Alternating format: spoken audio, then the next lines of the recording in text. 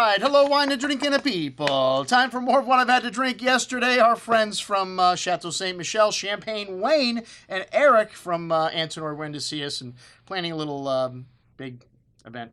Not a little event, a big event we got coming up here. The Symphony of the Americas 20th anniversary party. Tasting, auction, dinner, extravaganza on October 23rd. And these guys are our headlining sponsor this year. Thank you very much. And we're honoring the Antinori family, 600 plus years in the wine industry. And hey, we got one of the daughters coming in to do an event 3 days after the symphony event at Casa d'Angelo. We're crossing our fingers. He's not busy on that evening. The 26th or 27th of October, it looks like, so keep an eye out for that on the calendar of events. This is the most important family in Italy, and one of the greatest producers around the world. Antinori family has got properties in Chile.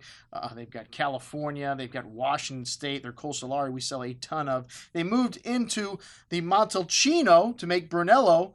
And the early 90s, I think the first reserve of Brunello was 95 or something. And they came out with Riserva in 2004. And then the Rosso last. Usually, you would think you come out with a Rosso first. But the Antinoris know what they're doing. I'm not going to question these guys. Their Rosso is excellent. A textbook example of Rosso. As is the Brunello 2009, which, 9 is a vintage kind of being overlooked now because 2010 is getting so much airplay.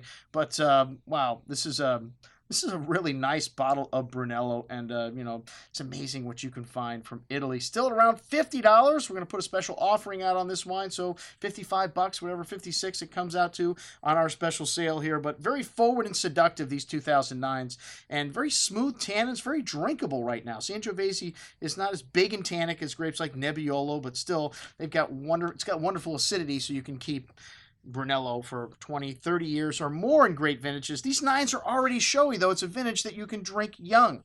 And this wine's got a lot of gorgeous fruit to it and still wonderfully balanced. You could keep it for 10 years easily, but it is one of the better vintages to drink on the young side. Excellent juice. All right, the Pian Delle Vigne Brunello Riserva.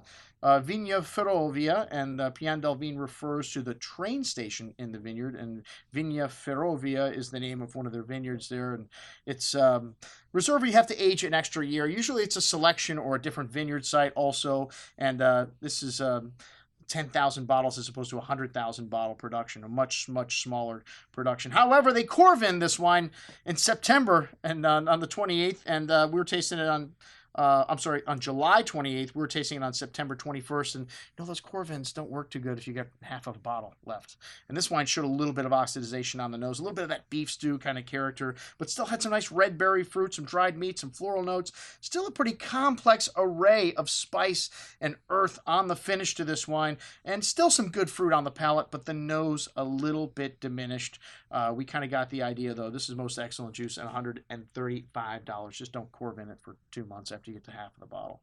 All right, Prunotto Barolo 2009, the Antinori family's winery in the Piemonte, and this is a blend of different vineyard sites throughout Barolo. There's 11 villages. Monforte di Alba, I think, is where most of this comes from, and then you got Castiglione Filetto and Serralunga di Alba in the blend, and this wine has a beautiful bouquet of cherry liqueur-like fruit, fresh rose petals, tar and earthy notes. 2009, like in Montalcino in the Piedmont, produced wines that were very drinkable.